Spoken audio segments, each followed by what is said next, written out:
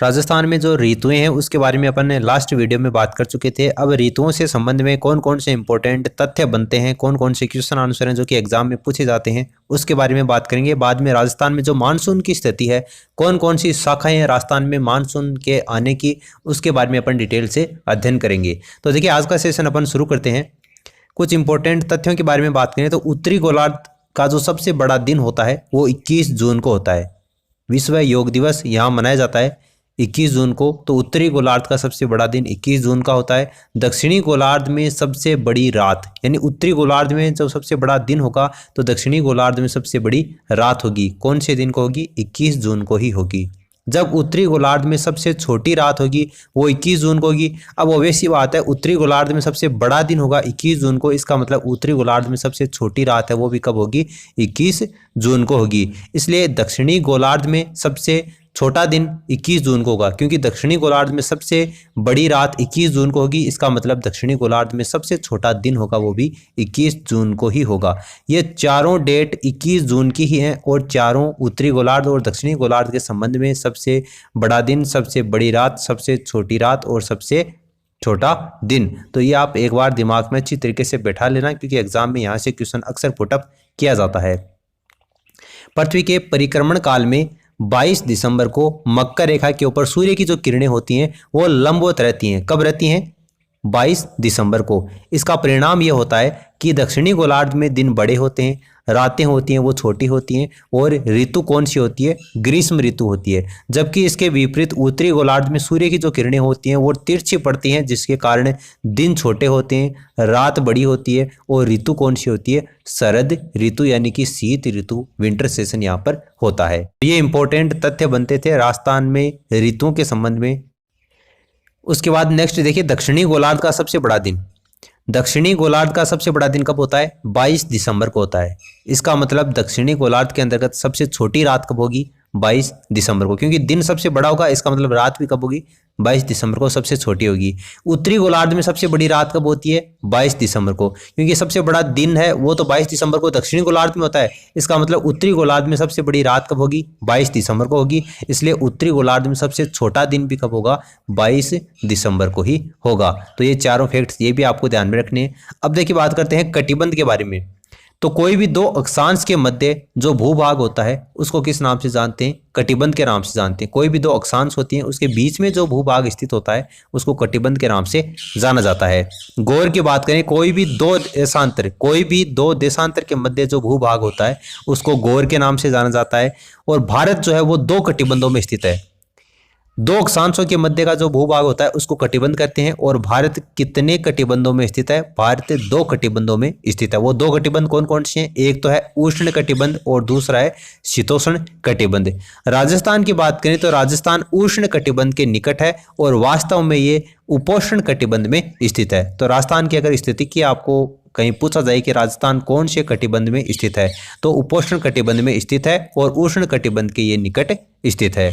अब मानसून के बारे में बात करें तो मानसून शब्द की जो उत्पत्ति है वो कौन सी भाषा से हुई है? अरबी भाषा से हुई है। अरबी भाषा का मोहसिन नाम का एक शब्द है, उससे मानसून शब्द की उत्पत्ति हुई है। इस मोहसिन शब्द का शाब्दिक अर्थ क्या होता है? ऋतु विशेष। ऋतु विशेष में हवाओं की दिशाओं के संबंध में इस मोहसिन शब्द का प्रयोग किया जाता है। तो अरबी भाषा के मोहसिन शब्द से मानसून शब्द की उत्पत्ति हुई है। ग्रीष्मकालीन और दक्षिणी पश्चिमी मानसून।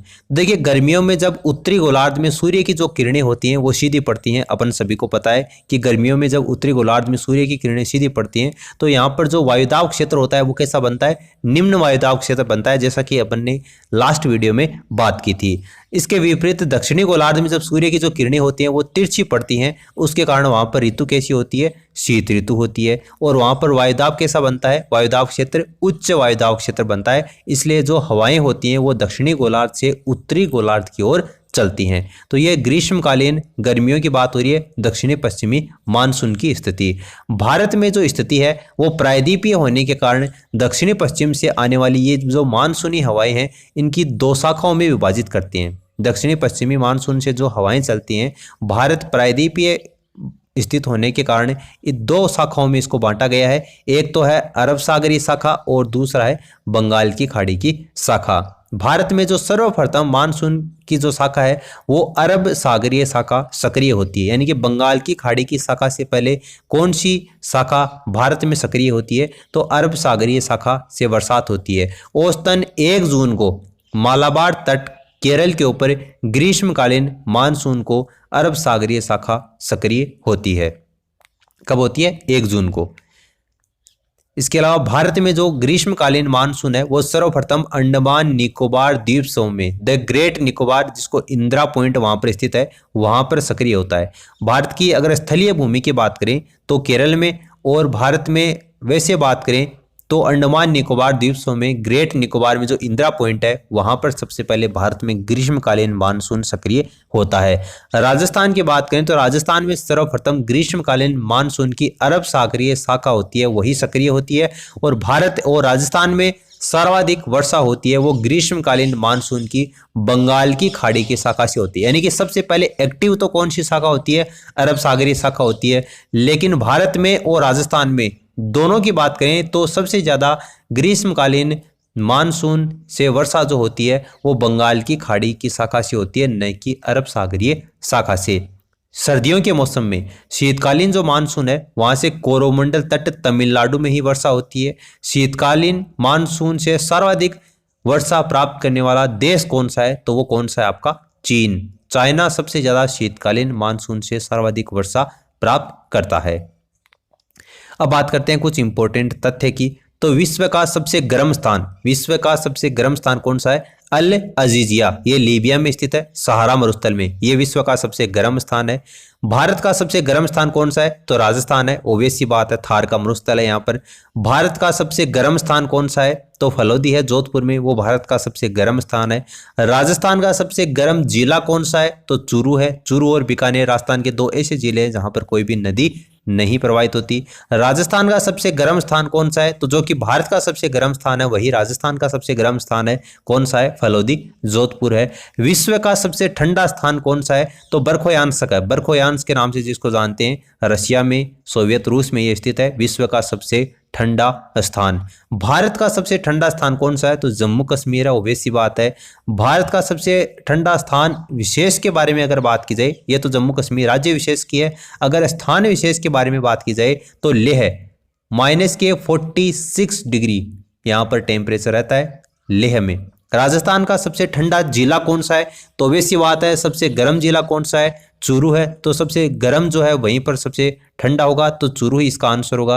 राजस्थान का सबसे ठंडा स्थान अगर आपसे पूछा जाए तो माउंट आबू, सिरोही में जो माउंट आबू स्थित है वो राजस्थान का सबसे ठंडा स्थान है। विश्व का सबसे आर्द्र स्थान तो वो भारत में ही है, मेघालय राज्य में मौसिनराम नाम का जो स्थान है वो विश्व का सबसे आर्द्र स्थान है। भारत का सबसे आर्द्र राज्य पूछा जाए तो केरल राज्य भारत का सबसे आर्द्र राज्य है। इसके अलावा भारत का सबसे आर्द्र स्थान, अब वैसी बात है, विश्व का सबसे आर्द्र स्थान मौसिनराम मेघालय भारत है, तो वो भारत में स्थित है, इसलिए भारत में ही मौसिनराम मेघालय भारत का सबसे आर्द्र स्थान होगा। राजस्थान का सबसे आर्द्र जिला, ये इंपॉर्टेंट है। देखिए, अगर आपको राजस्थान का सबसे आर्द्र जिला पूछा जाए तो झालावाड़ हो जाएगा, लेकिन अगर आपको राजस्थान का सबसे ठंडा स्थान पूछा जाए तो वो कौन सा हो जाएगा? माउंट आबू, सिरोही। अगर स्थान विशेष की बात है तो माउंट आबू लिखना है, और जिले विशेष की बात है तो कौन सा होगा? यहाँ पर झालावाड़ होगा। राजस्थान का सबसे आर्द्र स्थान पूछा जाए तो वो कौन सा होगा? माउंट आबू होगा, जैसा कि अभी अपन ने बात की थी। विश्व का सबसे अधिक वर्षा वाला स्थान कौन सा है? मौसिनराम मेघालय है। और भारत का सबसे अधिक वर्षा वाला स्थान भी कौन सा होगा? मौसिनराम मेघालय होगा। भारत का सबसे ज्यादा वर्षा वाला राज्य कौन सा है? दोनों क्वेश्चन अलग अलग है, इसको ध्यान में रखना। स्थान विशेष की बात है भारत के रेस्पेक्ट में तो मौसिनराम मेघालय, लेकिन भारत का सबसे वर्षा वाला राज्य कौन सा है, यानी कि राज्य विशेष के बारे में पूछा जाए तो वो कौन सा होगा? केरल होगा। राजस्थान का सबसे अधिक वर्षा वाला स्थान कौन सा है? तो माउंट आबू है। और राजस्थान का सबसे अधिक वर्षा वाला जिला कौन सा है? तो वो कौन सा होगा? झालावाड़ होगा। विश्व का सबसे शुष्क स्थान तो वो कौन सा है? बर्खोयांस्क है। और भारत का सबसे शुष्क जाए तो वो कौन सा है? राजस्थान में। भारत का सबसे शुष्क स्थान विशेष के बारे में बात है तो लेह, जम्मू कश्मीर। अब हालांकि यूनियन टेरिटरी में लेह विभाजित हो चुका है, तो लेह अलग होगा, यहाँ पर जम्मू कश्मीर नहीं होगा। लेकिन अगर आपको राज्य विशेष की पूछा जाए तो राजस्थान होगा, स्थान विशेष पूछा जाए तो लेह होगा। राजस्थान का सबसे शुष्क जिला कौन सा है, तो जैसलमेर राजस्थान का सबसे शुष्क जिला है, और जैसलमेर का जो क्षेत्रफल है वो 38,401 वर्ग किलोमीटर के साथ में जैसलमेर राजस्थान का सबसे बड़ा जिला है। तो ये इंपॉर्टेंट फैक्ट्स बनते थे, उम्मीद है सारे अपन ने कवर कर लिए हैं। अब देखिए नेक्स्ट बात करते हैं राजस्थान का सबसे शुष्क स्थान। पहले तो बात की थी राजस्थान का सबसे शुष्क जिला, तो वो जैसलमेर था। अब राजस्थान का सबसे शुष्क स्थान कौन सा है, तो वो कौन सा है, सम जो उप तहसील है, जैसलमेर की उप तहसील है, और फलौदी जो तहसील है जोधपुर की, वो दोनों राजस्थान के सबसे शुष्क स्थान है। विश्व में सबसे कम वर्षा वाला स्थान कौन सा है, तो कोई आंसर है। भारत में सबसे कम वर्षा वाला राज्य कौन सा है, तो कौन सा है, पंजाब है। भारत में सबसे अधिक वर्षा वाला राज्य तो केरल अपन ने बात की थी, सबसे कम वर्षा वाला तो कौन सा होगा, पंजाब होगा। भारत में सबसे कम वर्षा वाला स्थान कौन सा है, तो लेह भारत में सबसे कम वर्षा वाला स्थान है। और स्थान विशेष के बारे में सबसे ज्यादा बरसात की बात की थी तो वो कौन सा था, मौसिनराम मेघालय था।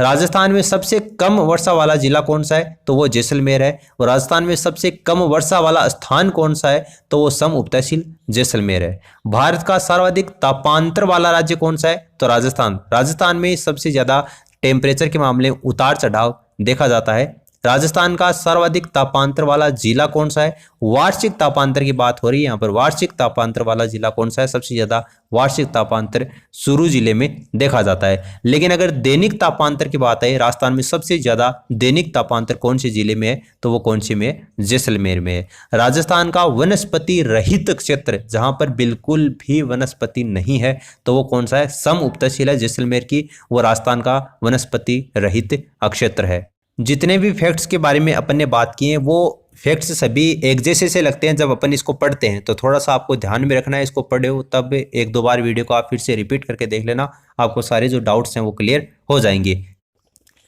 साइबेरिया ठंडी हवा एवं हिमालय हिमपात के कारण राजस्थान में जो शीतलहर चलती है उसको किस नाम से जानते हैं, तो राजस्थान में उस शीतलहर को जाड़ा के नाम से जानते हैं। आपने ये सुना होगा, अगर राजस्थान क्षेत्र विशेष से संबंध रखते हैं तो जाड़ा नाम आपने जरूर सुना होगा। गर्मियों में थार के मरुस्थल में जो गर्म हवाएं चलती हैं उसको किस नाम से जाना जाता है, लू के नाम से जाना जाता है। और राजस्थान में सर्वाधिक धूल भरी आंधियां कौन से जिले में चलती हैं, तो गंगानगर जिले में चलती हैं।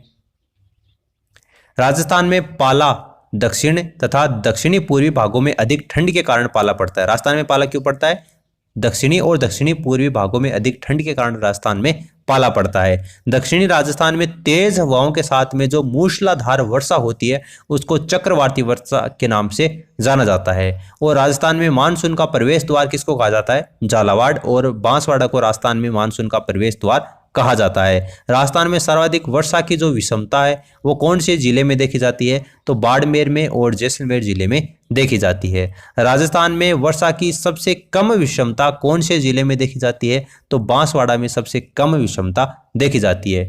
21 जून को राजस्थान के कौन से जिले में सूर्य की जो किरणें हैं वो सीधी पड़ती हैं, तो 21 जून को राजस्थान के कौन से जिले में सूर्य की जो किरणें हैं वो सीधी पड़ती हैं, तो बांसवाड़ा जिले में सीधी पड़ती हैं। ठीक है, बांसवाड़ा के बिल्कुल बीचों बीच से कर्क रेखा गुजरती है, इसलिए बांसवाड़ा इसका आंसर होगा। 22 दिसंबर को राजस्थान के कौन से जिले को सूर्य की किरणें तिरछी पड़ती हैं, तो श्री गंगानगर में बिल्कुल ये तिरछी पड़ती हैं। राजस्थान की जलवायु है वो कैसी है, उपोष्ण कटिबंधीय। राजस्थान की जलवायु कैसी है, उपोष्ण कटिबंधीय। जैसा कि थोड़ी देर पहले अपने कटिबंध के बारे में बात की थी, उस समय भी अपन ने इस बात का जिक्र किया था।